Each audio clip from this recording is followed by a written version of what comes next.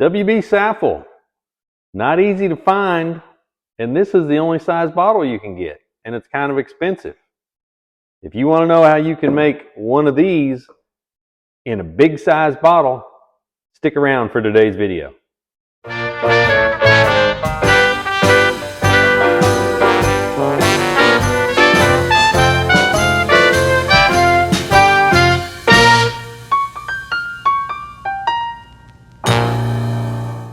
Welcome back to the Speakeasy, everybody. Appreciate you guys tuning into my channel.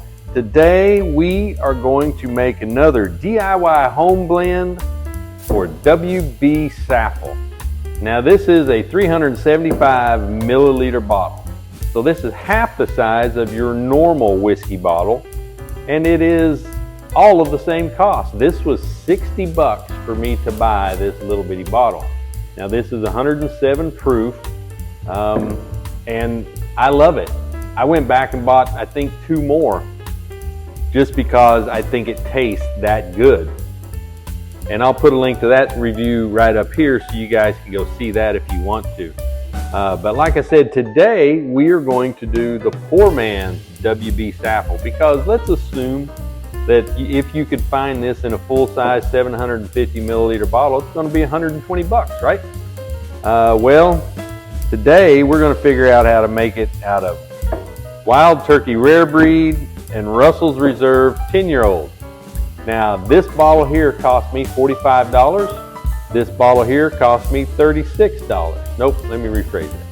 This bottle here cost me $56. So 40 and 50s, 90, that's 100. That's 100 bucks basically for both of these bottles.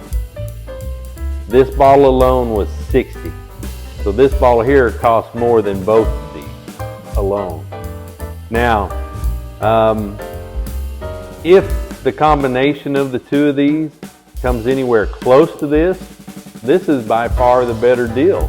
Buy 2 of these. If you like them separately, you're golden. If you like them together, you're even better, because then you'll have 3 for the price of 2.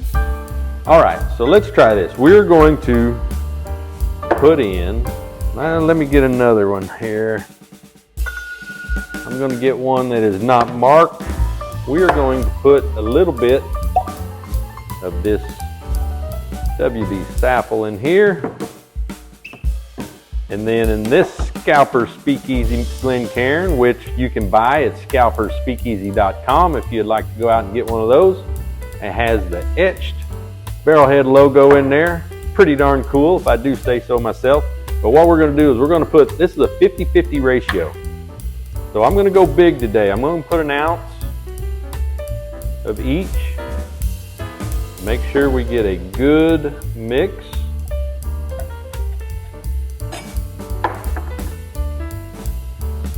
And I just bought both of these. I have not done a review on these, but I will in the next coming months, so stay tuned for my reviews on Wild Turkey Rare Breed and Russell's Reserve 10-year-old.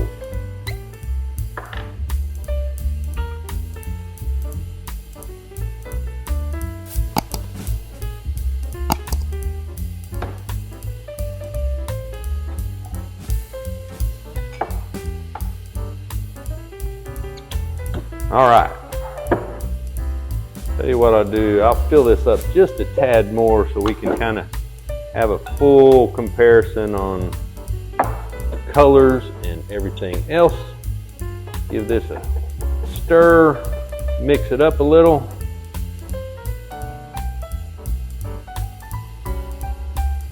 I tell you what, if you want to go color-wise, those look darn near identical. I don't know if you can see the differences in the bottles here. There's not a lot of difference in any of those, which could be the reason why. Okay, now separately, the Russell's Reserve 10-year-old is 90 proof, 10 years old obviously. Wild Turkey Rare Breed, this one is 116.8 proof. Barrel proof, uncut. Does not say how old it is, and I didn't look online to see how old it is. It says it's a number 4 char, small batch, 116.8 barrel proof. Again, WB Saffell, there's not a lot out there as far as the Campari group that makes this, puts out online, but looking in different areas, I did find this, just to rehash this a bit, 107 proof, 60 bucks for me, supposedly a $50 MSRP. 75% corn, 13% rye, 12% malted barley. Now, these, I don't have the details on those. When I do the separate reviews, I will talk individually on each of these. But again, this is 116.8 proof. This one's 90. Do the math, you're at 207 divided in 2 is going to give you about 103.5. So that will be slightly less proof than this bottle of WB Saffell is at 107. Now, on the aroma for the WB Saffell, it talks about sweet, strong, waves of fruit on the nose, caramel. One said pecan pie. Another said burnt caramel, vanilla bean, molasses. There's a lot online where people talk about 10 or 15 different tastes. As you'll see if you go see my review, I don't catch all that. I just know certain flavors. My palate is not 100% developed to do 100 different flavors and aromas. So we're going to stick with the basics. Nice, sweet, dark fruit, caramel, molasses, maybe, brown sugar, definitely. Smell-wise, those are really close.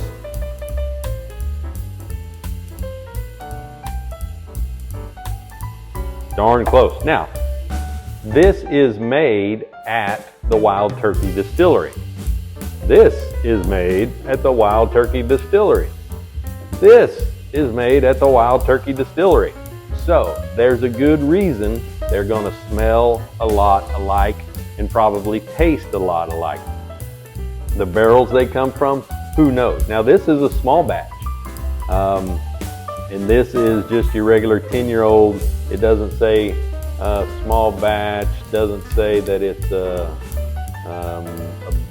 what kind of a blend it is. All that means is that the youngest barrel is 10 years old. But I'll bet it's a blend, to be honest with you. If it's not, you guys let me know. Either way, I think that they smell very, very similar. May have just a little stronger smell on this one, and that, I don't know if additional 3 proof can give you that. Who knows?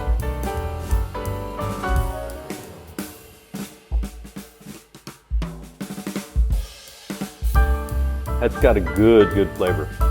Now, after I swallow, I immediately get, oops, sorry about that. After I swallow, the finish is really, really long, and it's getting longer, but it was in the mouth, it was good. My mouth is watering a lot. The finish is lingering. I do have a burn going down my chest. Maybe I just wasn't expecting that. Maybe that's because it's my first drink of the day. I don't know. Compared to one that is actually a little bit higher proof.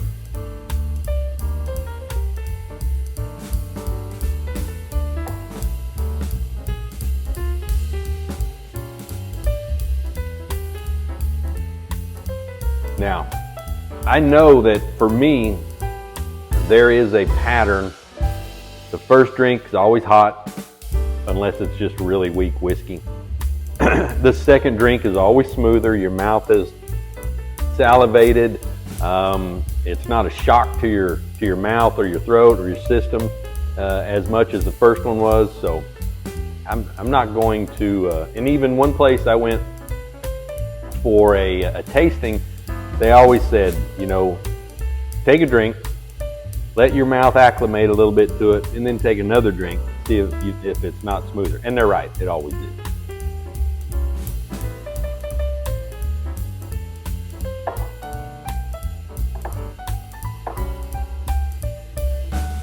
Yeah, see that one, the second drink on this concoction, definitely no burn whatsoever. It was just something that my body wasn't expecting. It does have a long finish, still has a long finish. Now I'm starting to get just a little bit of heat in my chest. Definitely a long finish.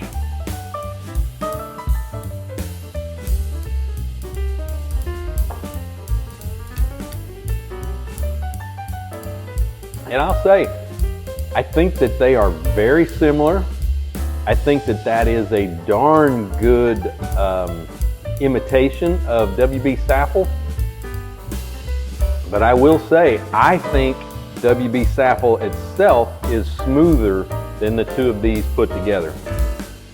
Flavor-wise, I think it's there. It's almost identical to me and my palate.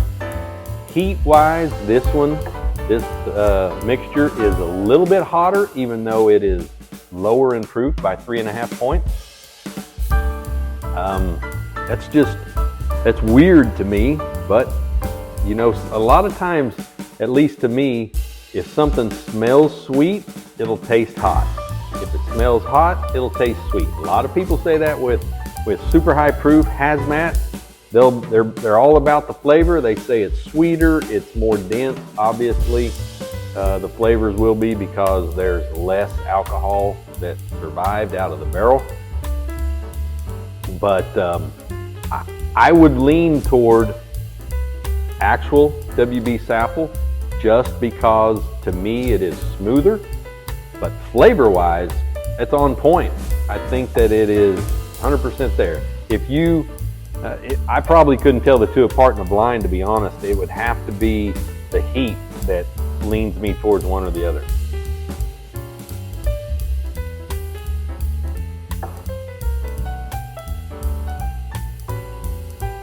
That's really good mid palate and back. Again, after the first initial hit, no bad heat going down, long lingering finish. Every time I take a drink of that, my mouth just starts salivating. Well, I was going to rinse my palate, but I don't have any water, so I'll have to rinse it with WB Saffell.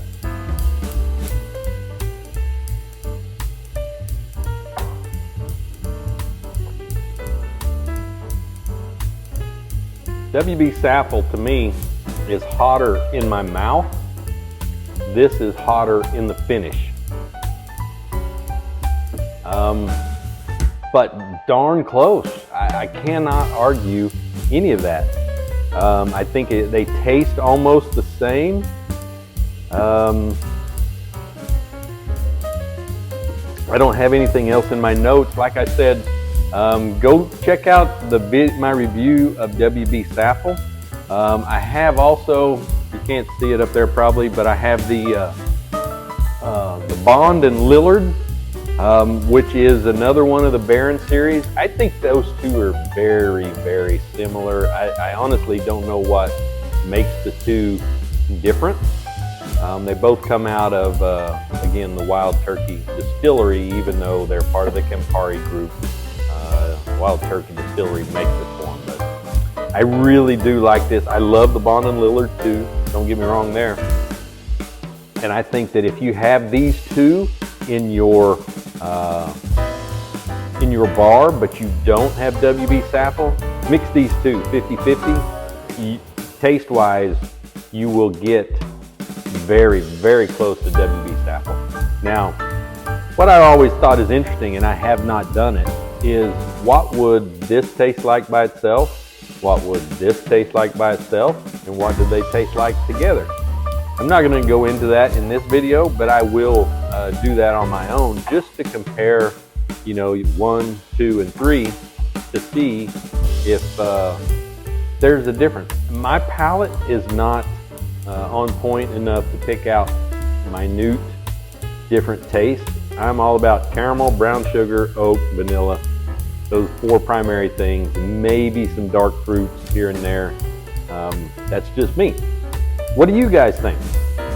Have you tried these? If you have, put that in the comments below. Let me know if it compares anything close to what WB Saffell is, if you've tried WB Saffell. And if you have tried each of these separate and then have never tried them together, try them together and put that in the comments below. Let me know what you guys think. I think that that's a darn close comparison. Hey, thanks for tuning in today. I really appreciate you guys watching these videos. I hope you like them. If you do, please be sure to hit the like button, subscribe, share with your friends and family. Come back and see me next week here in the Speakeasy.